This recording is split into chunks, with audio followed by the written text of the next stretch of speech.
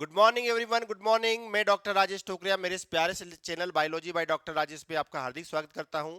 I hope आपकी study बहुत बेहतरीन चल रही होगी। और लास्ट लेक्चर में हमने वेक्टर्स के बारे में देखा था, जहां पर हमने आर्टिफिशियल वेक्टर के बारे में टोटली डिस्कस कंप्लीट कर लिया है, जहां पर हमने स्पेशली पीबीआर और पीयूसी के बारे में देखा था। तो आई होप आपको समझ में आया होगा। और इसके साथ ही हमने ब्लू व्हाइट स्क्रीनिंग, जो मोस्ट इंपॉर्टेंट टेक्निक है, जिसकी हेल्प से हम रिकॉम्बिनेंट और नॉन रिकॉम्बिनेंट दोनों को क्या कर सकते हैं, अलग कर सकते हैं। तो आई होप ये सबको समझ में आया होगा। और आज जो है हम क्या स्टडी करने वाले हैं, कुछ नए वेक्टर्स के बारे में डिस्कस करने वाले हैं, जो एग्रीकल्चर की फील्ड में बहुत ज्यादा इंपॉर्टेंट रखते हैं और एग्जाम के पॉइंट से बहुत ज्यादा इंपॉर्टेंट है। इसके अलावा हम एनिमल की अंदर भी देखने वाले हैं कि एनिमल के अंदर भी क्या कोई ऐसे वेक्टर्स हैं जो जीन को ट्रांसफर कर सकते हैं। तो आई होप आपको ये बातें समझ में आ रही हैं। तो आज हम क्या डिस्कस करने वाले हैं, प्लांट वेक्टर के बारे में देखने वाले हैं और एनिमल वेक्टर के बारे में हम डिस्कस करने वाले हैं। चलिए आगे चलते हैं। कल हमने ऑलरेडी प्लाज्मिड के बारे में देख लिया है, जिसका नाम है पीबीआर, जिसका नाम है पीबीआर और पीयूसी। यहां से आपको मैं बता दूं, एक लाइन में बता दूं कि यहां से नीट के पॉइंट से फुल फॉर्म या साइंटिस्ट के नाम जो हैं पूछा जा सकता है कि कौन से साइंटिस्ट ने डिस्कवर किया है। चले, इसके अलावा आपको यूनिवर्सिटी ऑफ कैलिफोर्निया का याद रखना है कि ये प्लेस वह है जहां पर इसको डिस्कवर किया गया था। तो ये ऑलरेडी समझ में आ गया होगा, जो हमने ऑलरेडी कंप्लीट कर लिया है। चले, आज बात करते हैं मोस्ट कॉमन यूजेबल वेक्टर्स, जो कि एग्रीकल्चर में यूज होता है, जिनका नाम है स्पेशल या कॉमन क्लोनिंग वेक्टर, जो कि प्लांट में यूज होते हैं और एनिमल में यूज होते हैं। हम दोनों तरह के वेक्टर्स आज डिस्कस करने वाले हैं कि कौन से ऐसे वेक्टर हैं जो प्लांट में यूज होते हैं, कौन से वेक्टर जो है एनिमल में यूज होते हैं। चले, सबसे पहले हम बात करते हैं किसकी, प्लांट वेक्टर की। तो प्लांट में दो टाइप के वेक्टर होते हैं, एक होता है टीआई वेक्टर और दूसरा होता है आरआई वेक्टर। अब ये टीआई वेक्टर क्या होता है, टीआई प्लाज्मिड क्या होता है, आरआई वेक्टर क्या होता है, आरआई प्लाज्मिड क्या होता है, इनको डिटेल में हम स्टडी करेंगे। लेकिन अभी के पॉइंट से, अभी अभी नोट के पॉइंट्स करने के हिसाब से मैं आपको बता दूं कि यहां से क्या क्वेश्चन अराइज हो सकता है कि बैक्टीरिया के अंदर कौन सा प्लाज्मिड होता है, जो हमने आर्टिफिशियल देखा पीबीआर के बारे में, पीयूसी के बारे में। लेकिन आपसे यदि क्वेश्चन पूछा जाए कि कौन सा ऐसा प्लाज्मिड है जो बिलोंग करता है प्लांट से, तो वो है टीआई प्लाज्मिड और आरआई प्लाज्मिड। ये आपको याद रखना है, ये किससे रिलेटेड है, ये दोनों प्लाज्मिड किससे रिलेटेड हैं, ये प्लांट से रिलेटेड है। ये आपको याद रखना है। क्या इसके अलावा एनिमल के अंदर भी कोई वेक्टर है, तो यस बिल्कुल, एनिमल के अंदर भी हम एज अ वेक्टर के रूप में वायरस को यूज कर सकते हैं। तो एग्जाम्पल के लिए जैसे रेट्रोवायरस, वायरस भी वेक्टर का काम करते हैं। रेट्रोवायरस एग्जाम्पल है, आप डायग्राम में देख रहे हैं, ये रेट्रोवायरस है जिसके पास अपना एक जेनेटिक मटेरियल है, जो क्या कर सकता है, एनिमल की सेल में जाकर वो अपना डीएनए ट्रांसफर कर सकता है। तो सबसे पहले हम क्या डिस्कस करने वाले हैं, प्लांट वेक्टर के बारे में पढ़ेंगे।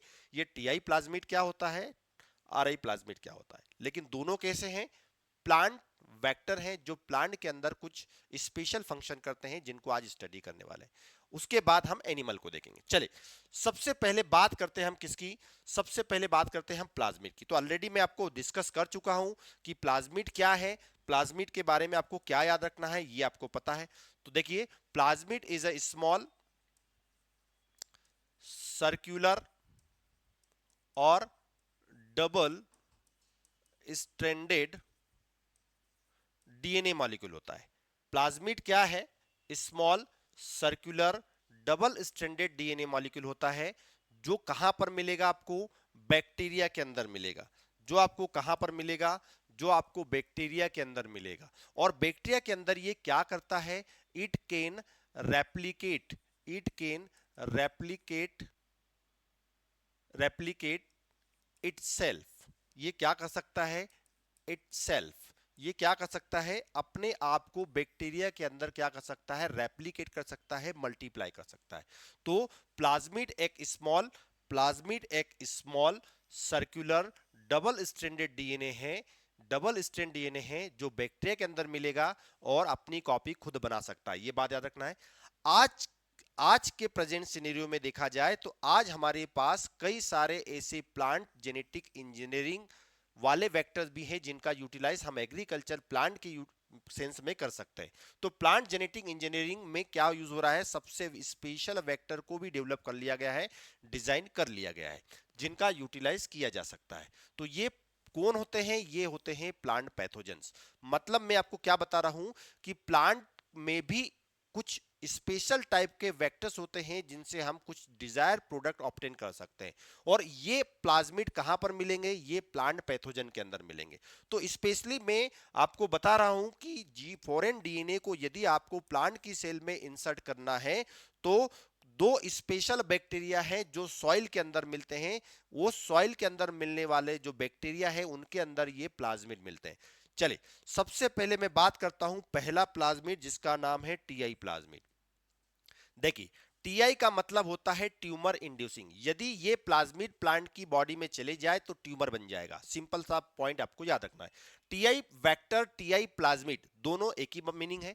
मैं प्लाज्मिड बोलूं या वेक्टर बोलूं आपको एक ही मीनिंग समझना है। टीआई वेक्टर वो वेक्टर है जो अपना अपना कोई जीन यदि प्लांट की बॉडी में इंसर्ट कर दे, प्लांट के जीनोम में इंसर्ट कर दे तो प्लांट को ट्यूमर हो जाएगा। इसलिए इसको क्या कहा गया, टीआई वेक्टर कहा गया, टीआई प्लाज्मिड कहा गया। तो टी मतलब ट्यूमर और आई का मतलब इंड्यूसिंग, ट्यूमर इंड्यूसिंग करने वाला वेक्टर। चले दूसरा बात करते हैं हम आरआई की। दूसरी बात करते हैं हम आरआई की। एक दूसरा वेक्टर होता है आरआई। ये वेक्टर अलग बैक्टीरिया में मिलेगा, लेकिन मिलेगा सॉइल बैक्टीरिया में ही जो प्लांट के अंदर इंफेक्शन करता है। ये आरआई वेक्टर क्या है, रूट इंड्यूसिंग वेक्टर है। यदि ये प्लाज्मिड किसी प्लांट की बॉडी में चले जाए और प्लांट के डीएनए में इंटीग्रेट हो जाए तो प्लांट के अंदर एक्स्ट्रा रूट्स बनने लग जाएगी। इसका मतलब वो रूट इंड्यूस करता है, इसलिए इसको क्या कहा गया, रूट इंड्यूसिंग कहा गया। तो क्वेश्चन ये है कि दोनों कहां मिलेंगे, दोनों सॉइल के अंदर मिलेंगे, सॉइल बैक्टीरिया है। तो टीआई वेक्टर, टीआई प्लाज्मिड आपको कौन से बैक्टीरिया में मिलेगा, ये यहां से क्वेश्चन पूछा जा सकता है कि टीआई प्लाज्मिड कौन से बैक्टीरिया में मिलता है। तो एग्रोबैक्टीरियम, एग्रोबैक्टीरियम, एग्रोबैक्टीरियम, एग्रोबैक्टीरियम ट्यूमेफेसियंस, ट्यूमेफेसियंस नाम का जो बैक्टीरिया है, उस बैक्टीरिया के अंदर आपको क्या मिलेगा, क्या मिलेगा, उस बैक्टीरिया के अंदर टीआई प्लाज्मिड मिलेगा। ये कैसा बैक्टीरिया है, सॉइल बैक्टीरिया है, या हम बोल सकते हैं सॉइल पैथोजन है। दूसरी बात करें हम किसकी, टीआई। ये टीआई क्या है, टीआई भी एक वेक्टर है जो बैक्टीरिया से मिलेगा। कौन से बैक्टीरिया मिलेगा, उसका नाम क्या है, एग्रोबैक्टीरियम, एग्रोबैक्टीरियम, एग्रोबैक्टीरियम राइजोजिन। एग्रोबैक्टीरियम राइजोजिन नाम का जो बैक्टीरिया होता है, इस बैक्टीरिया के अंदर आपको क्या मिलेगा, आरआई प्लाज्मिड मिलेगा। और ये भी क्या है, एक सॉइल बैक्टीरिया है, सॉइल बैक्टीरिया है, या आप बोल सकते हो पैथोजन है। तो मैंने आपको ये बताया, क्या बताया कि प्लांट पैथोजन क्या काम करते हैं, स्पेशल वेक्टर को रखते हैं जिसका यूज हम जेनेटिक इंजीनियर के टेक्नोलॉजी की हेल्प से प्लांट में यूटिलाइज कर सकते हैं। तो यहां से नीट के पॉइंट ऑफ से आपको क्वेश्चन क्या याद रखना है, क्या याद रखना है कि यहां से क्वेश्चन या तो टीआई वेक्टर पे आ सकता है या आरआई वेक्टर पे आ सकता है। ये कहां के वेक्टर में, कौन से बैक्टीरिया में मिलेंगे, इनका फुल फॉर्म क्या होता है। चलिए इसके अलावा मोस्ट इंपोर्टेंट, इनको नेचुरल जेनेटिक इंजीनियर कहा जाता है, नेचुरल जेनेटिक इंजीनियर कहा जाता है, क्योंकि ये सॉइल के अंदर मिलने वाले बैक्टीरिया है और इनके अंदर अपना एक प्लाज्मिड होता है। यदि ये एग्रोबैक्टीरियम ट्यूमर फेसियंस हुआ तो उसके अंदर टीआई वेक्टर होगा, और यदि वो राइजोजिन्स हुआ तो आरआई वेक्टर होगा।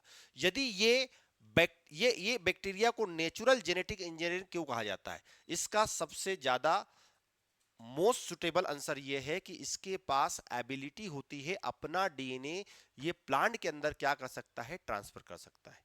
चलिए क्यों इसको नेचुरल जेनेटिक इंजीनियर कहा जाता है, इसको थोड़ा हमको समझना है। Why called natural genetic engineer, most important, why called natural genetic engineer, because it has ability, it has ability, ability to transfer its DNA और जीन इनटू प्लांट सेल। क्या आपको ये बात समझ में आई कि इनको जेनेटिक इंजीनियरिंग जेनेटिक इंजीनियर इसलिए कहा जाता है क्योंकि इनके पास अपनी एक एबिलिटी होती है कि ये अपना डीएनए किसी दूसरे ऑर्गेनिज्म के अंदर क्या कर सकते हैं, ट्रांसफर कर सकते हैं। इसलिए इनको क्या कहा जाता है, नेचुरल जेनेटिक इंजीनियर कहा जाता है। तो आपको ये कंसेप्ट समझ में आ गया होगा और ये क्वेश्चन कर पा रहे होंगे कि टीआई प्लाज्मिड जो होता है वो क्या करता है, ट्यूमर इंड्यूस करता है। कहां पर मिलेगा, एग्रोबैक्टीरियम के अंदर मिलेगा, एग्रोबैक्टीरियम ट्यूमेफेसियंस के अंदर मिलेगा, ये आपको याद रखना है। दूसरा, टीआई के बाद आरआई प्लाज्मिड कहां पर मिलेगा, तो एग्रोबैक्टीरियम राइजोजिन्स के अंदर मिलेगा, जो ऑलरेडी हम डिस्कस कर चुके हैं। ये आपको कहां पर मिलेगा, तो ये दोनों क्या है, ये भी सॉइल पैथोजन है, ये भी सॉइल में मिलेगा और ये भी कहां मिलेगा, सॉइल में मिलेगा। तो यहां तक का कंसेप्ट आपको समझ में आ गया होगा कि प्लांट की बॉडी में दो तरह के वेक्टर होते हैं, दो तरह के वेक्टर इन्फेक्शन कर सकते हैं, एक टीआई और एक आरआई। प्लांट के लिए टीआई प्लाज्मिड है और आरआई प्लाज्मिड है। टीआई आपको यहां पर मिलेगा और आरआई आपको यहां पर मिलेगा। तो क्या आपको ये एग्रोबैक्टीरियम ट्यूमेफेसियंस और एग्रोबैक्टीरियम राइजोजिन्स के बारे में कुछ समझ में आया कि इनसे कौन सा वेक्टर मिलेगा और ये वेक्टर क्या करने वाला है। टीआई से ट्यूमर इंड्यूस होगा प्लांट के अंदर और आरआई से रूट बनेगी प्लांट के अंदर। ये कंसेप्ट आपको समझ में आना चाहिए। चलिए, समझ में आ रहा है। ये प्लांट के वेक्टर हैं जिनका सबसे ज्यादा यूटिलाइज हो रहा है एग्रीकल्चर की फील्ड में। चले, अब बात करते हैं हम इसकी प्रोसेस की, ये कैसे ट्यूमर इंड्यूस करता है, कैसे रूट इंड्यूस करता है। सबसे पहले हम बात करते हैं कि हमारे पास कोई प्लांट है, ये कौन सा प्लांट है, ये डाइकोट प्लांट है। कैसे प्लांट है, डाइकोट प्लांट है।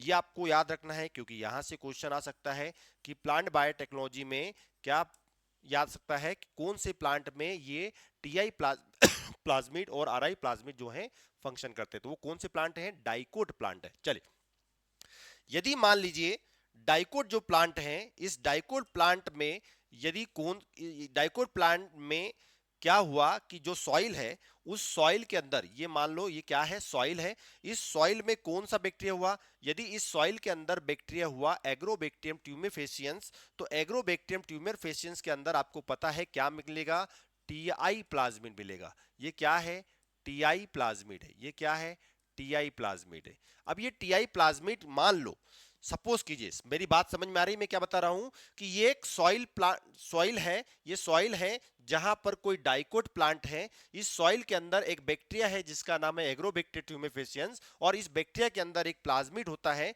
इस बैक्टीरिया के अंदर एक प्लाज्मिड होता है जिसका नाम है टीआई प्लाज्मिड। और यदि ये टीआई प्लाज्मिड क्या कर दिया जाए, ये टीआई प्लाज्मिड बैक्टीरिया के अंदर ट्रांसफर कर दिया जाए। कहां पर ट्रांसफर कर दिया जाए, बैक्टीरिया के अंदर ट्रांसफर कर दिया जाए, तो प्लांट के अंदर ये क्या करेगा, प्लांट के अंदर आप देख रहे हैं ये ट्यूमर बना देगा। प्लांट के अंदर क्या बना देगा, ट्यूमर बना देगा। प्लांट के अंदर ट्यूमर बना देगा, इसलिए इसको ट्यूमर इंड्यूसिंग कहा जाता है। तो आप यहां पर देख रहे होंगे कि प्लांट का जो स्टेम है और सॉइल वाला पार्ट है, तो यहां पर कोई एक बल्ब लाइक स्ट्रक्चर बन गई है, कोई फूला हुआ पार्ट बन गया है, जिसको हम क्या कहते हैं, क्राउन गॉल कहते हैं या कह सकते हैं ट्यूमर। ये क्या कहेंगे, ट्यूमर। इसलिए ऐसे प्लाज्मिड को ट्यूमर इंड्यूसिंग प्लाज्मिड कहते हैं और इसी डिसीज को क्राउन गॉल डिसीज कहते हैं। क्या कहेंगे, क्राउन गॉल डिसीज कहेंगे। ये आपको याद रखना है, मोस्ट इंपॉर्टेंट एग्जाम के पॉइंट से आपको याद रखना है।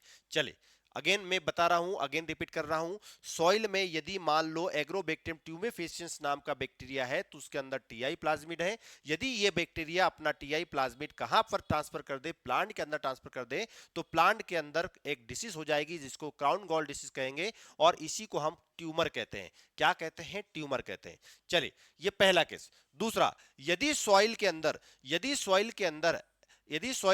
यदि मान लो बैक्टीरिया मिला एग्रोबैक्टीरियम राइजोजिन्स, तो यदि एग्रोबैक्टीरियम राइजोजिन्स नाम का बैक्टीरिया है, पैथोजन है, तो इसके अंदर आपको पता है आरआई प्लाज्मिड मिलेगा। तो ये क्या है, आरआई प्लाज्मिड है। और आरआई प्लाज्मिड को यदि मान लो इस बैक्टीरिया ने कहां पर ट्रांसफर कर दिया, प्लांट के अंदर ट्रांसफर कर दिया, तो प्लांट में ये क्या करेगा, आप देख रहे हैं यहां पर तो ट्यूमर हुआ था प्लांट में, यहां पर आप देख रहे हैं एक्स्ट्रा रूट्स का फॉर्मेशन कर रहा है। ये क्या कर रहा है, प्लांट के अंदर कितनी सारी रूट्स बना दी। क्या आपको ये बात समझ में आई? ये प्लांट्स के अंदर क्या कर रहा है, हैरी रूट डिसीज कर रहा है। हैरी रूट डिसीज कर रहा है इसका मतलब एक्स्ट्रा रूट्स का फॉर्मेशन कर रहा है।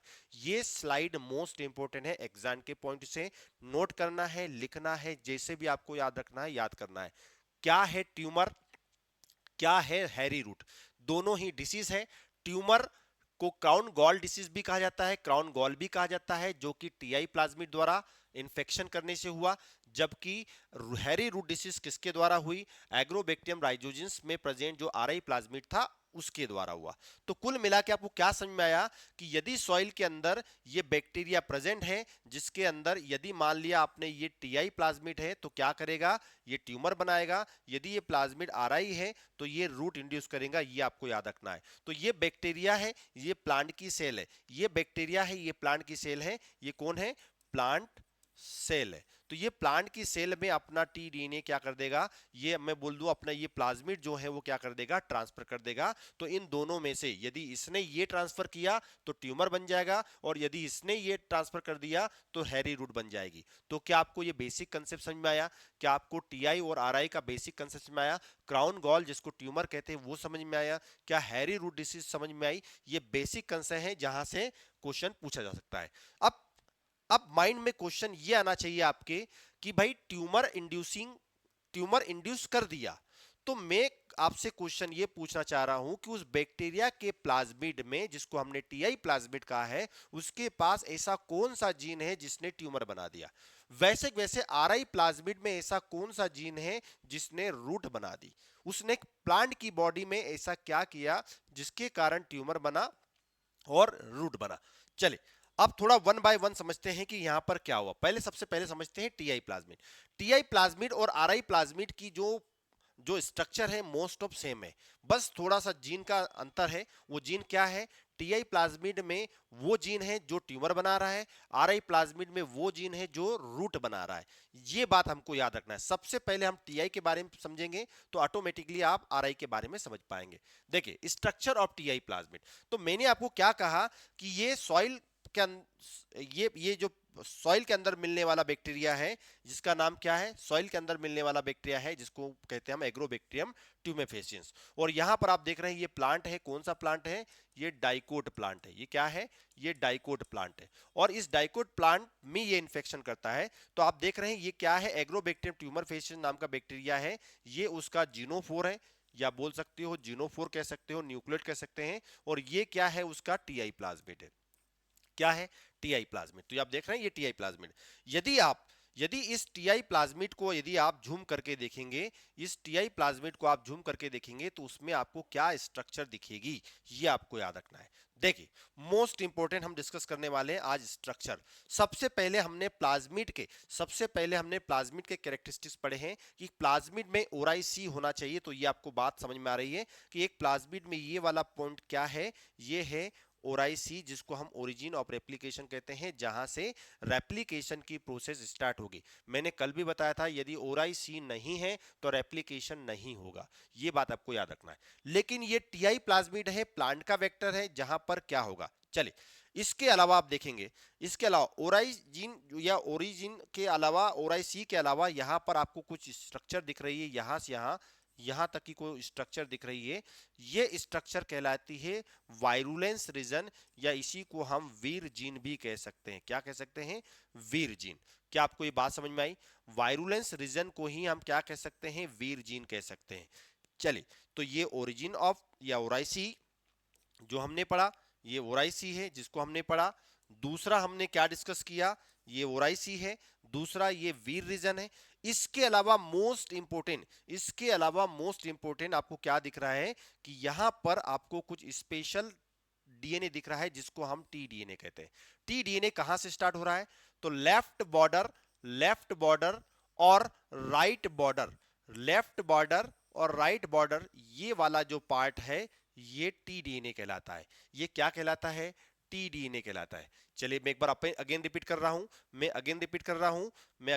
रहा हूं। मोस्ट इंपोर्टेंट आपको समझना है, प्लांट का जो वेक्टर है जिसको हमने टीआई वेक्टर कहा है, इसमें ओरिसी होगी। दूसरा एक वायरुलेंस रीजन होता है जिसको हम वीर जीन भी कहते हैं। क्या कहते हैं? वीर जीन कहते हैं। इसके अलावा प्लांट के अंदर आपको क्या देखने को मिलेगा? टी रीजन देखने को मिलेगा, टी डीएनए देखने को मिलेगा। और ये कहां से स्टार्ट होता है? ये लेफ्ट बॉर्डर से लेकर स्टार्ट हुआ तो कहां तक जाएगा? Right border. इसका मतलब क्या हुआ कि ये वाला जो पार्ट है, कौन सा वाला पार्ट? ये वाला जो पार्ट है लेफ्ट बॉर्डर से लेकर राइट बॉर्डर का, तो इसको कहते हैं हम टी डीएनए। टी डीएनए क्या कहेंगे? T DNA. अब ये टी डीएनए के अंदर क्या क्या है ये हमको देखना है। इस टी डीएनए के अंदर क्या क्या है? टी डीएनए में पहले आप देख रहे हैं लेफ्ट बॉर्डर। ये क्या देख रहे हैं? Left border. लेफ्ट बॉर्डर के आगे चलेंगे तो आपको एक जीन दिख रहा है, ऑक्सिन या ऑक्सीजन कहते हैं। दूसरा आपको दिख रहा है साइटोकाइनिन जीन, और तीसरा दिख रहा है opine gene. Most important T DNA gene क्या है? टी डीएनए क्या है?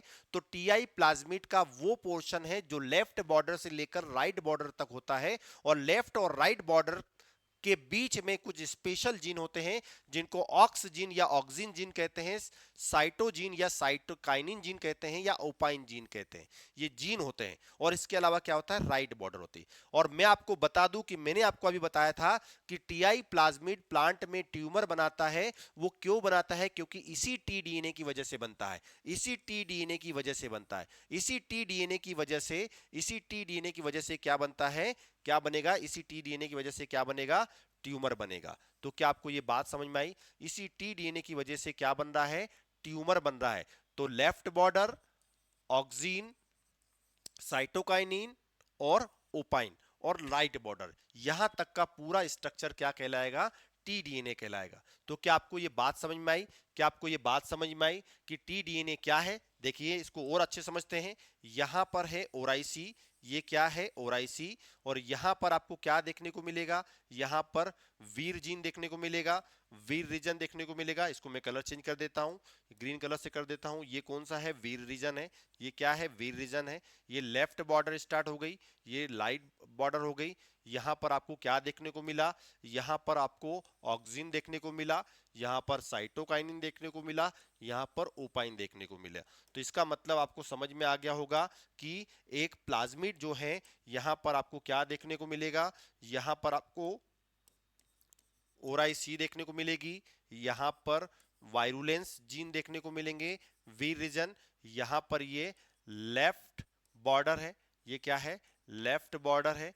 ये क्या है? राइट बॉर्डर है। ये क्या है? राइट बॉर्डर है। ये आपको याद रखना है। इसके अलावा ये ऑक्सिन वाला जीन है, ऑक्सीजन बोल सकते हैं या ऑक्सिन जीन बोल सकते हैं। ये साइटोकाइनिन के लिए रिस्पॉन्सिबल जीन है, ये साइटोकाइनिन के रिस्पॉन्सिबल है। और ये ओपाइन के लिए रिस्पॉन्सिबल है। ये आपको समझ में आ गया होगा। इसके अलावा आपको क्या देखने को मिलेगा? यहां पर एक और जीन देखने को मिलेगा। इसके अलावा यहां पर आपको एक और जीन देखने को मिलेगा जिसको ओपाइन केटाबोलिज्म कहते हैं। क्या कहेंगे इसको? Opine, opine catabolism. तो क्या आपको ये समझ में आया? ये केटाबोलिज्म जीन होता है और इसको टोटली हम क्या कहेंगे? सॉरी, इसको कहेंगे हम टीआई प्लाज्मिड। इसका नाम क्या है? TI plasmid. तो क्या आपको ये बेसिक कंसेप्ट समझ में आया? तो मेन कंपोनेंट क्या होते हैं एक प्लाज्मिड के अंदर? एक प्लाज्मिड के अंदर मेन कंपोनेंट क्या होते हैं? एक प्लाज्मिड के अंदर मेन कंपोनेंट होता है उसका टी डीएनए। ये टी डीएनए क्या करता है?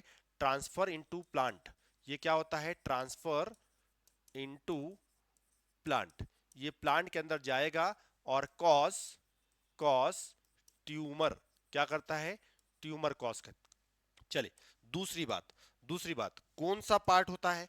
इसके अलावा वीर जीन होता है। मोस्ट इंपोर्टेंट, वीर जीन का काम होता है इस टी डीएनए को ट्रांसफर करना। यदि किसी वेक्टर के अंदर वीर जीन नहीं है तो वो टी डीएनए ट्रांसफर नहीं कर पाएगा। तो इसका मतलब क्या हुआ? ये वीर जीन क्या करता है? Transfer transfer T-DNA, transfer T-DNA, transfer T-DNA. तो ये वाला जो पार्ट था टीडीएनए वाला था, इसको ट्रांसफर करने में हेल्प कौन करता है? ये वी रीजन करता है। ये बात आपको समझ में आ गई होगी। और इसके अलावा ओरिजिन ऑफ रेप्लिकेशन जिसको ओराइसी कहते हैं, ये प्रेजेंट होता है। तो क्या आपको स्ट्रक्चर एक प्लाज्मिड की जो टीआई प्लाज्मिड होता है उसकी स्ट्रक्चर समझ में आई? कि एक बेसिक टीआई जो प्लाज्मिड होता है उसमें मेन 3 कंपोनेंट होते हैं, टी डीएनए या T region, T DNA region, vir gene या वायरुलेंस जीन, या तीसरा हम कह सकते हैं ओराइसी, जहां से रेप्लिकेशन होगा। चलिए, तो ये बेसिक कंसेप्ट जो है हम समझ गए हैं। अब बात करते हैं हम क्या, टीआई जो प्लाज्मिड है, ये टीआई जो प्लाज्मिड है कहां से मिला हमको, ये टीआई प्लाज्मिड कहां से मिला हमको, बैक्टीरिया से मिला। उस बैक्टीरिया के नाम क्या है, एग्रोबैक्टीरियम ट्यूमेफेसियंस है। ये आपको याद रखना है एग्जाम के पॉइंट व्यू से, ये आपको याद रखना है एग्जाम के पॉइंट व्यू से।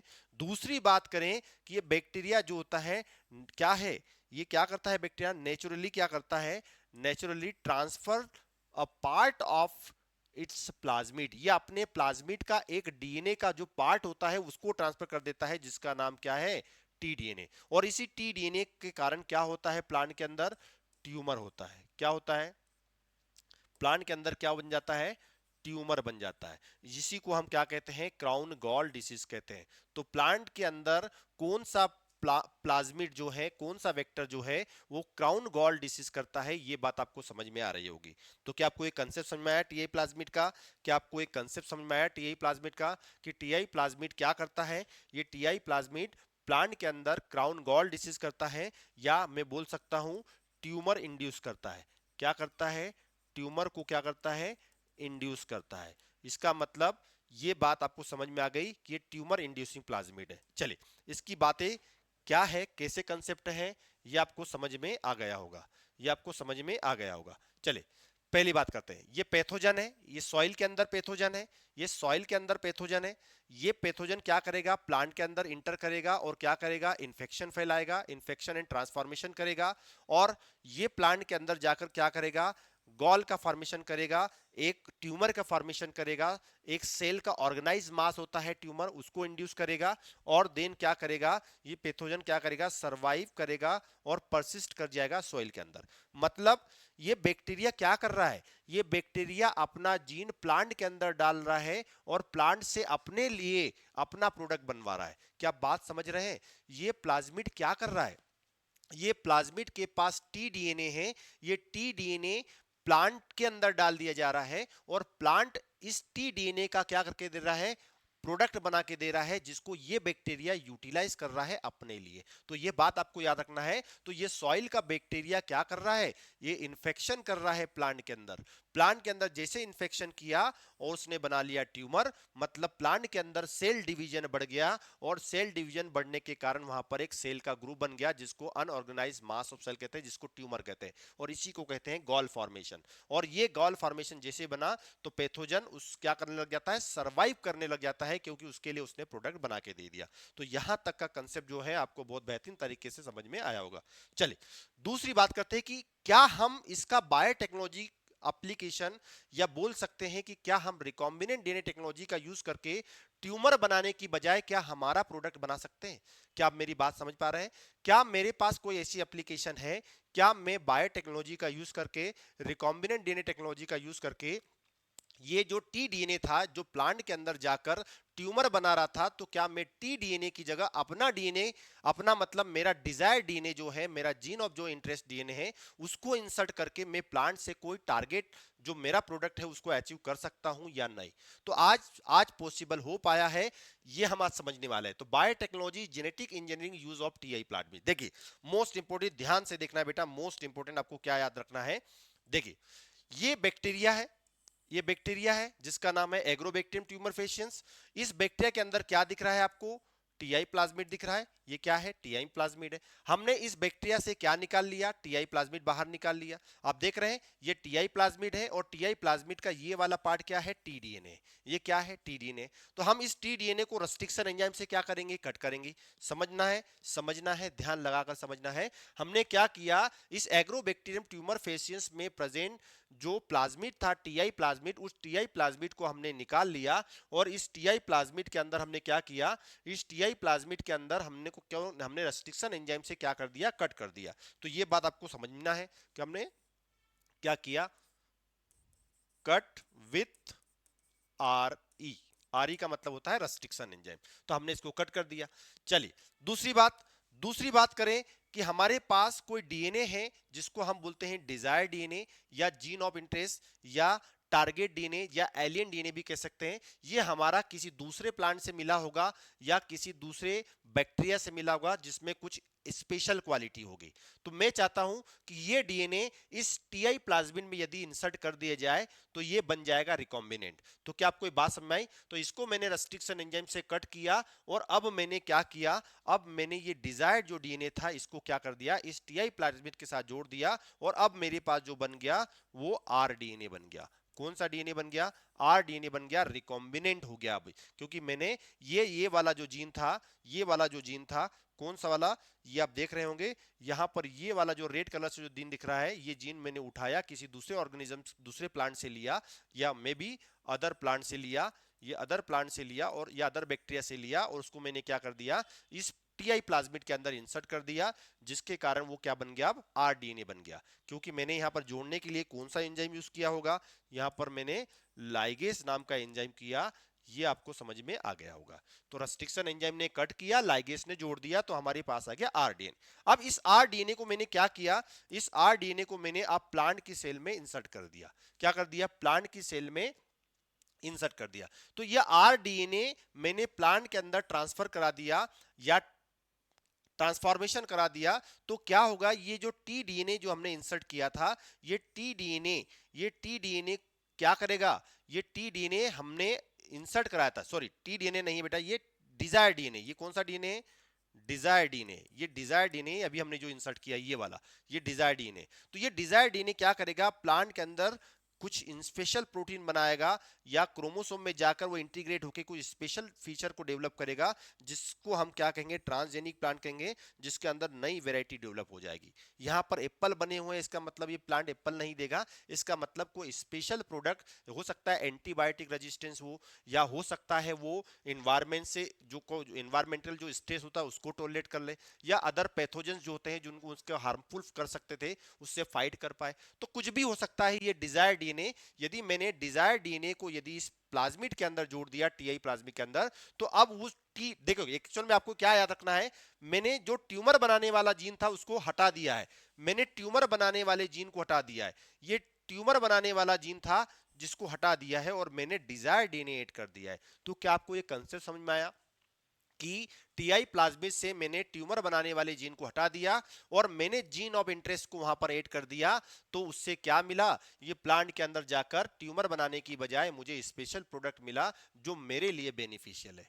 क्या आपको ये बात समझ में आई? वो चाहे इन्वायरमेंट से लड़ने की बात हो, ये प्लांट अब इन्वायरमेंट से लड़ सकता है, चाहे पानी कम हो जाए तो सरवाइव कर सकता है, बहुत ज्यादा गर्मी पड़े तो वो सरवाइव कर सकता है, मतलब कुछ ना कुछ ऐसा कैरेक्टर हमने ऐड कर दिया जो प्लांट के बेनिफिशियल है। तो बायोटेक्नोलॉजी का हेल्प लेके हमने क्या कर दिया, एक ऐसा प्लांट डेवलप कर दिया जिसके अंदर कोई फीचर नहीं था, जो हेल्पलेस था उसको हेल्पफुल बना दिया। इसका मतलब आप समझ रहे होंगे कि ये एनवायरनमेंट से फाइट नहीं कर पा रहा था, ये अब एनवायरनमेंट से क्या करेगा, फाइट करेगा। ये ज्यादा प्रोडक्शन नहीं दे पा रहा था, अब ये ज्यादा प्रोडक्शन देगा।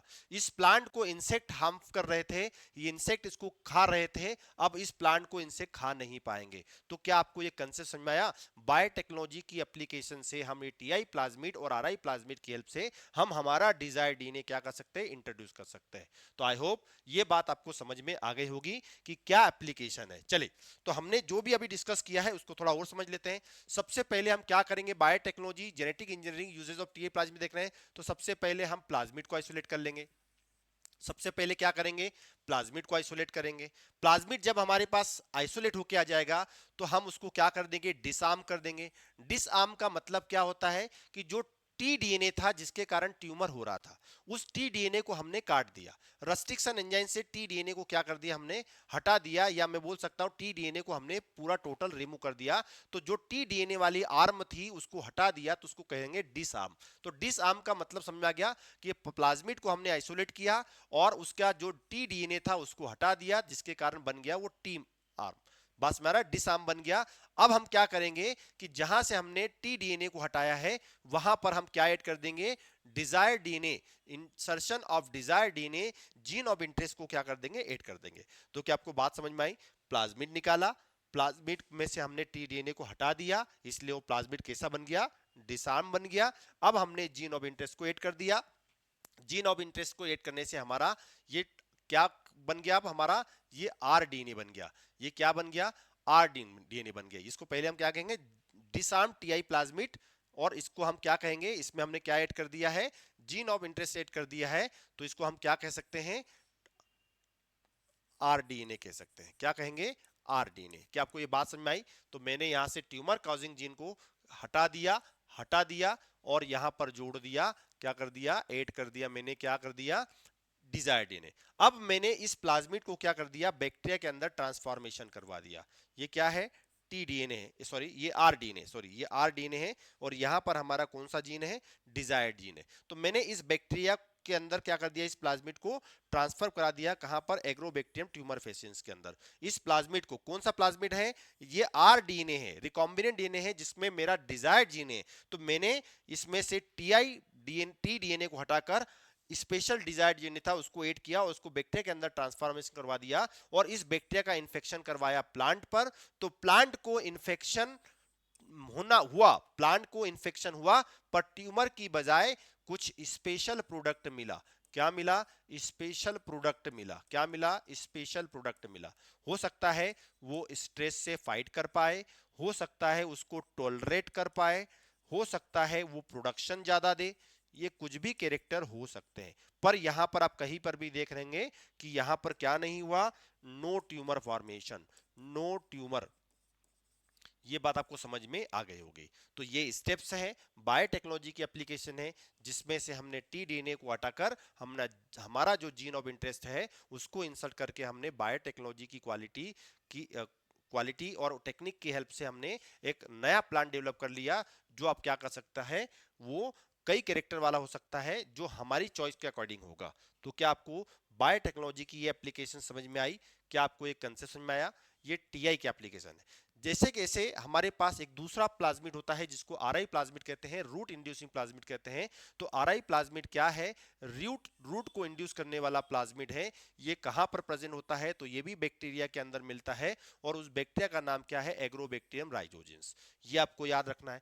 दूसरी बात, ये क्या करता है? ट्रांसफर डीएनए करता, ये अपने डीएनए को ट्रांसफर कर देता है, और ये डीएनए कहां पर इंटीग्रेट हो जाएगा? प्लांट के जीनोम में।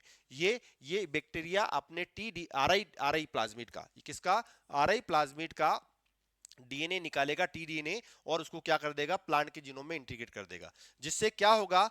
एबिलिटी आ जाएगी। Because of this ability it is consider a natural genetic engineer. मैंने आपको पहले बताया था कि अपना डीएनए दूसरे के जीनोम में ट्रांसफर कर रहा है, मतलब प्लांट के जीनोम में इंसर्ट कर रहा है, इसलिए इसको क्या कहा?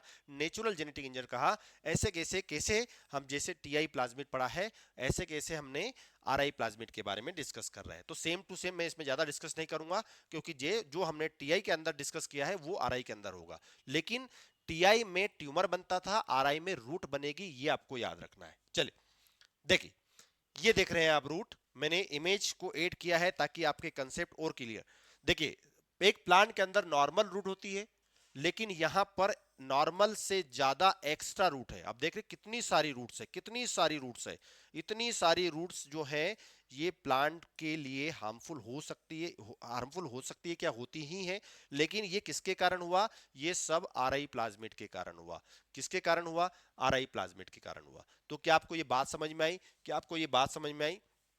क्या आपको ये बात समझ में आई कि किस तरह से आरआई प्लाज्मिड प्लांट के अंदर क्या कर रहा है? रूट को इंड्यूस कर रहा है। तो इस रूट को, इस डिसीज को डेवलप करने का मेन कारण क्या है? ये आरआई प्लाज्मिड है। तो disease cause by RI plasmid, जिसको क्या कहेंगे हम? Hairy root disease. क्या कहेंगे? हैरी रूट डिसीज कहेंगे। ये आपको याद रखना है। बहुत सारी रूट क्या बन जाएगी? अराइज हो जाएगी, डेवलप हो जाएगी। तो इन्फेक्शन बाय एग्रोबैक्टीरियम राइजोजेंस, एग्रोबैक्टीरियम जो राइजोजेंस था उसने क्या किया? इन्फेक्शन किया, और हैरी रूट डिसीज प्लांट के अंदर क्या कर दी?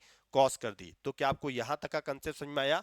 और रूट के अंदर क्या हो रहा है? एक्सेसिव थीन हैरी रूट। हैरी का मतलब होता है रूट जैसा, बट थीन, नॉट थिक।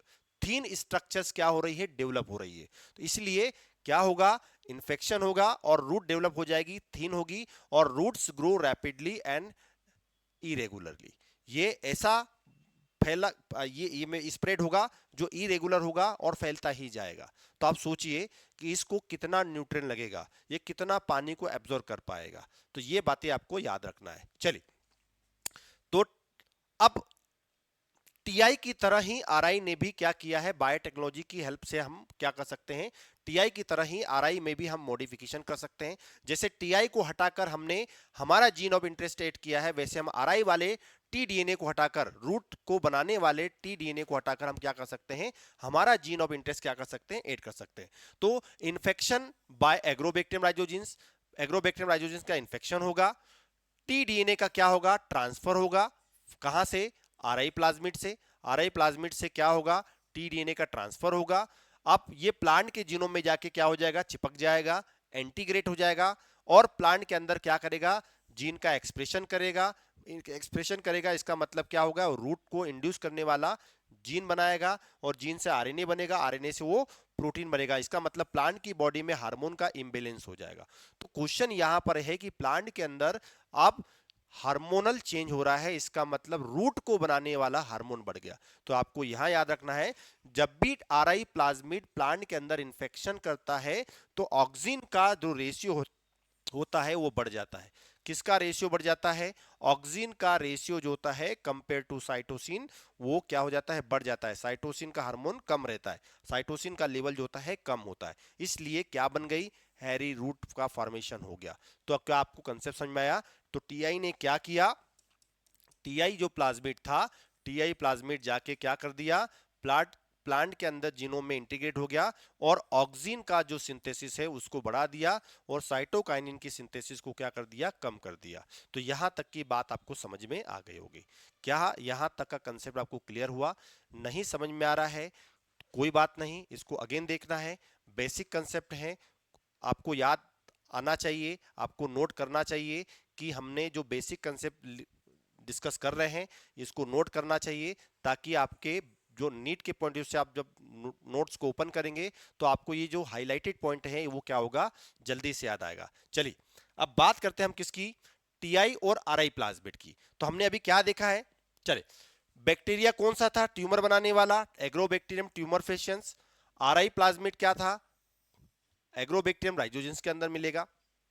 दूसरी बात करें, हार्मोन्स क्या कर रहा था, तो यहां पर आपको क्या याद रखना है, मोस्ट इंपोर्टेंट, ये एग्रोबैक्टीरियम ट्यूमर फेशियंस ट्यूमर बना रहा था। तो आपको पता होगा कि ट्यूमर क्या होता है, tumour is a mass of cell. Mass of cell means यहां पर सेल्स का नंबर क्या हो चुका है, ज्यादा हो चुका है। सेल्स का नंबर ज्यादा हो चुका है मतलब ये हार्मोन क्या कर रहा है, यहां पर ऑक्सिन भी ज्यादा है, ऑक्सिन भी ज्यादा है, और साइटोकाइनिन भी ज्यादा है। साइटोकाइनिन नाम का जो हार्मोन है वो भी ज्यादा है। तो यहां पर आपको क्या बात समझ में आई, यहां पर बात आपको क्या समझ में आई कि ये क्या करता है, ऑक्सिन और साइटोकाइनिन दोनों का क्वांटिटी या जो है वो क्या कर रहा है, इंक्रीज कर रहा है।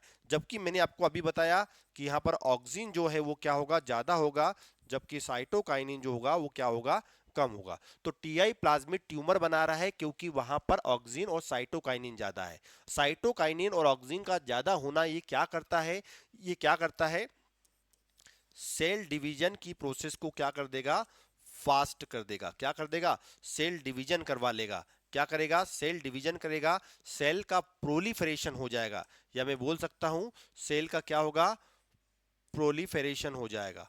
क्या होगा, सेल का प्रोलिफरेशन हो जाएगा, ये बात आपको याद रखना है। दूसरा, एग्रोबैक्टीरियम है, तो एग्रोबैक्टीरियम क्या करेगा, रूट को इंड्यूस करेगा। इसका मतलब सेल डिवीजन को ज्यादा इनहेंस नहीं कर रहा है, ये क्या कर रहा है, रूट को इंड्यूस कर रहा है, मतलब ऑक्सिन का सिंथेसिस ज्यादा कर रहा है, जिसके कारण क्या होगा, रूट रूट जो होगी, रूट के अंदर क्या करेगा, रूट फॉर्मिंग हार्मोन को क्या करेगा, सिंथेसाइज करेगा। इसका मतलब क्या हुआ कि यदि सेल डिवीजन कर रहा है तो यहां पर क्या बनेगा, ट्यूमर का फॉर्मेशन होगा। किसका फॉर्मेशन होगा, ट्यूमर का फॉर्मेशन होगा, जिसको क्राउन गॉल कहते हैं। क्या कहेंगे, क्राउन गॉल डिसीज कहेंगे। जबकि यहां पर क्या करेगा, हैरी हैरी रूट डिसीज करेगा। क्या करेगा, हैरी रूट डिसीज करेगा, ये बात आपको समझ में आना चाहिए। तो क्या आपको ये कंसेप्ट समझ में आया कि टीआई प्लाज्मिड क्या कर रहा है, आरआई प्लाज्मिड क्या कर रहा है, टीआई प्लाज्मिड कहां से मिला, आरआई प्लाज्मिड कहां से मिला, और किस तरह हार्मोन का इम्बेलेंस किया। ऑक्सिन और साइटोकाइनिन दोनों का यदि क्वांटिटी बढ़ा हुआ है तो वो क्या करेगा, सेल डिवीजन बढ़ाएगा और ट्यूमर का फॉर्मेशन कर देगा, जबकि ऑक्सिन केवल रूट फॉर्मिंग हार्मोन है जो केवल रूट को डेवलप करवाएगा। तो यहां पर यहां तक का कंसेप्ट आपको बहुत अच्छे समझ में आ गया होगा। अब बात करते हैं हम किसकी, अब बात करते हैं हम एनिमल वायरस की। तो एनिमल वेक्टर की बात करते हो, मैंने आपको अब पहली स्लाइड में बताया था कि आज एनिमल वायरस भी हैं जो कई तरह से अपने जीन को क्या कर सकता है, ट्रांसफर कर सकता है। इसका मतलब क्या है कि वायरस भी क्या है, virus are the good vectors, virus भी क्या काम करते हैं, वेक्टर का काम करते हैं। जैसे हमने अभी प्लांट के अंदर टीआई और आरआई प्लाज्मिड का काम किया, वैसे वैसे एनिमल के अंदर भी आपको यदि किसी जीन को ट्रांसफर करवाना है तो virus are the good vector because can attach to host. ये होस्ट के अंदर जाके क्या हो सकते हैं, अटैच हो सकते हैं। जैसे हमने एक्सपेरिमेंट देखा था, तो वायरस क्या होता है, वायरस जाके सेल पर क्या कर जाएगा, अटैच कर जाएगा। दूसरा, उसके अंदर इंटर कर जाएगा। इंटर क्या करेगा, वायरस का प्रोटीन वाला पार्ट इंटर नहीं करता है, वायरस का जो डीएनए या आरएनए वाला पार्ट होता है, जीनोमिक जो जो जीनोम होता है वो इंटर करता है, और वो क्या करेगा, वो जाके मेन डीएनए से क्या हो जाएगा, इंटीग्रेट हो जाएगा। इसलिए useful for the transferring foreign DNA.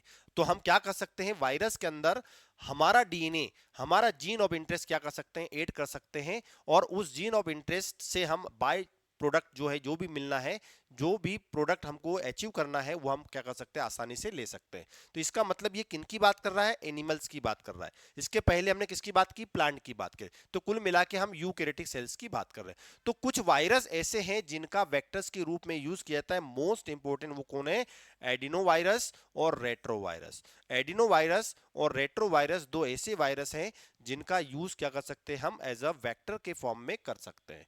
तो क्या आपको ये बात समझ में आई। और रेट्रो वेक्टर जो होते हैं कहां पर यूज होते हैं, मेनली यूज क्लोन जीन्स इन मेमेलियन सेल्स। हमारी सेल्स के अंदर क्या होता है, कॉमनली यूज फॉर जो क्लोन डेवलप करने के लिए क्या किया है, यूज किया जाता है। तो जेनेटिक इंजीनियरिंग जो है, genetic engineering the harmful jeans of the retrovirus, जो रेट्रोवायरस का जो हार्मफुल जीन होता है जिसके कारण वो डिसीज कॉज करता है, उसको हम क्या कर सकते हैं, रिमूव कर सकते हैं। तो देखिए, जेनेटिक इंजीनियरिंग की हेल्प से हम हार्मफुल जीन होता है जो रेट्रोवायरस का, उसको आसानी से निकाल सकते हैं, और जो डिजायर्ड जीन है, जिसको डिजायर्ड डीएनए कहा था, फ्रेगमेंट कहा था, उसको हम क्या कर सकते हैं, इंसर्ट करा सकते हैं। इस तरह से मॉडिफाइड वायरस जो होते हैं उसको हम इंटीग्रेट करा सकते हैं एनिमल्स के अंदर, और होस्ट डीएनए को क्या कर सकते हैं, मॉडिफाइड कर सकते हैं, और उनसे जो मिलने वाला जो प्रोडक्ट है उसको अचीव कर सकते हैं। तो क्या आपको ये बात समझ में आई, एनिमल के अंदर भी हम वायरस का यूज करके, रेट्रोवायरस जो है उनका यूज करके हम क्या कर सकते हैं, जीन को ट्रांसफर करा सकते हैं। तो वायरस भी क्या करेंगे, एनिमल वेक्टर का फंक्शन करेंगे। चलिए, तो क्या आपको ये बेसिक कंसेप्ट आया, प्लांट वेक्टर जिसमें टीआई और आरआई के बारे में देखा, और एनिमल वेक्टर के बारे में देखा जिसमें रेट्रोवायरस के बारे में हमने अभी पढ़ा। इसके अलावा कोई अदर वेक्टर भी है जिनको हम क्लोनिंग वेक्टर कहते हैं, ये बात हमको याद रखना है। यहां से इन प्लाज्मिड के नाम पे से क्वेश्चन पूछ सकता है, तो ये आपको याद रखना है। इसके अलावा हमारे पास कौन कौन से प्लाज्मिड है, इसके अलावा हमारे पास प्लाज्मिड है फाज्मिड। ये फाज्मिड क्या होता है, या फैगमिड भी कह सकते हो। फाज्मिड का मतलब देखिए यहां पर दो, इसको थोड़ा ब्रेक डाउन करें इसके नाम को, तो यहां पर फाज का मतलब क्या होगा, इसको थोड़ा समझते हैं। यहां पर फाज्मिड का मतलब क्या होगा, ये फाज्मिड क्या है, हाइब्रिड वेक्टर है। कैसा वेक्टर है, हाइब्रिड है। फाज्मिड में दो चीजें हैं, आप देख रहे हैं फाज्मिड में ये अलग वाला पार्ट है और ये वाला अलग पार्ट है, ये किसी दूसरे ऑर्गेनिज्म से मिला, ये किसी दूसरे ऑर्गेनिज्म से मिला। तो इसका मतलब ये दोनों का फ्यूजन हो गया, इसलिए मैंने क्या कहा, ये हाइब्रिड वेक्टर है। और ये किससे मिलकर बना है, बैक्टीरियोफाज डीएनए से मिलकर बना है, और प्लाज्मिड से डीएनए मिलकर बना है। मतलब कुल मिला के बैक्टीरियोफाज का फाज ले लिया, बैक्टीरियोफाज का क्या ले लिया, फाज ले लिया, और यहां से प्लाज्मिड का क्या ले लिया, एमआईडी ले लिया, मिड ले लिया, और बन गया फाज्मिड। तो इसकी क्या क्वालिटी है, ये प्लाज्मिड जो होते हैं बैक्टीरिया में फंक्शन करता है। इसका मतलब क्या हुआ कि it behave like a plasmid and bacteria but also package in the fake particle. इसका मतलब क्या हुआ कि ये बैक्टीरिया में भी काम करता है, लेकिन इसको वायरस, ये मतलब जो फेज होता है, जो प्रोटीन कोड होता है, उसके अंदर भी हम क्या कर सकते हैं, इसको फिट कर सकते हैं। तो use for medium size DNA fragment. लेकिन इनकी एक नेगेटिव बात यह है कि इसमें हम क्या कर सकते हैं, लार्ज जो जीन का साइज होता है उस जीन को हम इंसर्ट नहीं कर सकते। इसके अलावा कॉस्मिड होता है, तो अगेन ये हाइब्रिड वेक्टर है, इसका मतलब हाइब्रिड वेक्टर है। इसके अंदर हमने क्या किया कि जो बैक्टीरियोफाज था उसका कॉज जीन ले लिया।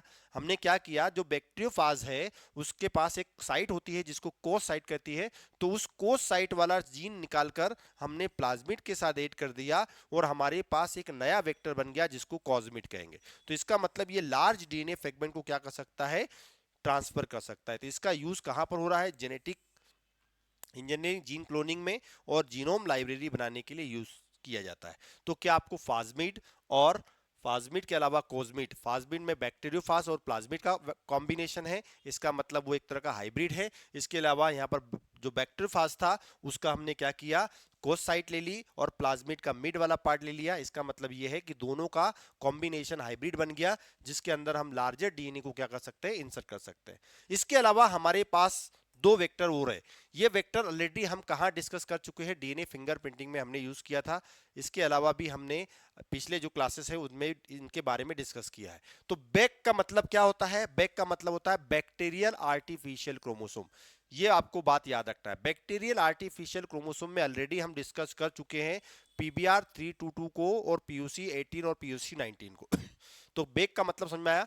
बेक क्या है, फुल फॉर्म क्या है बेक का, बैक्टीरियल आर्टिफिशियल क्रोमोसोम है। It carry large DNA fragment. ये लार्ज डीएनए फ्रेगमेंट जो है इतने किलो बेस के डीएनए को क्या कर सकता है, ट्रांसफर कर सकता है बैक्टीरिया के अंदर। जो कहां पर यूज होगा, जीनोम मैपिंग और जीनोम सीक्वेंसिंग प्रोजेक्ट जो होते हैं उनमें यूटिलाइज किया जाता है। तो पीबीआर 322 और पीसी।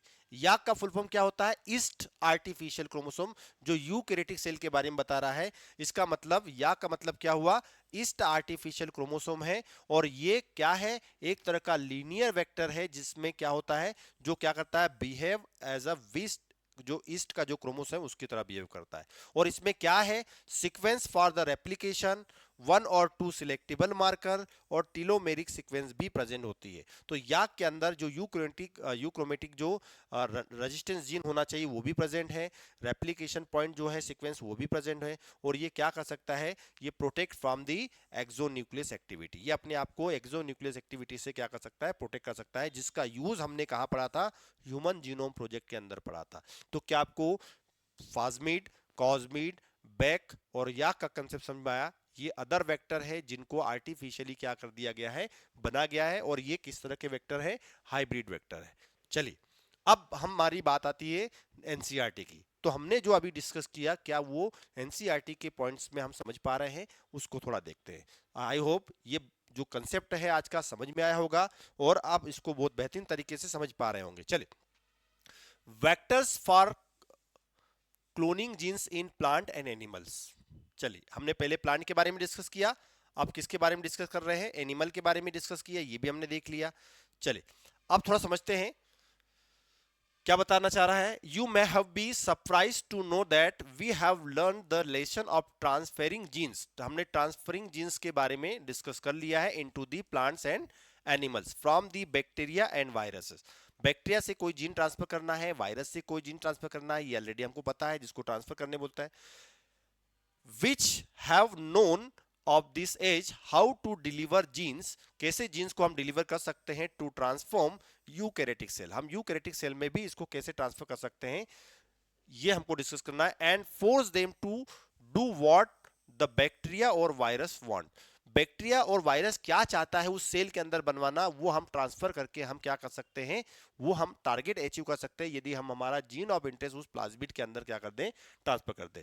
तो मोस्ट इंपॉर्टेंट एग्जांपल के लिए बताया है कि agrobacterium tumefaciens is a pathogen of several dicot plant. Most important, ये बात को मैं हाईलाइट कर रहा हूं, ये डाइकोट प्लांट की बात कर रहा है, डाइकोट प्लांट की बात कर रहा है। और delivery a piece of DNA known as T DNA, most important, इसको भी मैं हाईलाइट कर रहा हूं, ये टीडीएनए है to transfer normal plant cells into tumour और direct this tumour cell to produce, क्या करेगा, produce chemical to required by the pathogen. मतलब मैंने आपको स्टार्टिंग में ही बताया था कि ये जो एग्रोबैक्टीरियम ट्यूमर फेसियन जो होता है ये अपना टीडीएनए प्लांट की बॉडी में डाल देता है, तो प्लांट को क्या हो जाता है, ट्यूमर हो जाता है, क्राउन गॉल हो जाता है, और उसकी बॉडी में कुछ ऐसे केमिकल बनते हैं जो अपने फूड के रूप में क्या करता है, ये यूज करता है, अपनी ग्रोथ के लिए यूज करता है। तो ये बात आपको समझ में आना चाहिए। ऐसे कैसे रेट्रोवायरस, देखिए यहां पर आरआई प्लाज्मिड के बारे में नहीं बताया, लेकिन टीआई और आरआई के बारे में आपको पता होना चाहिए। यहां पर केवल टीआई के बारे में बताया।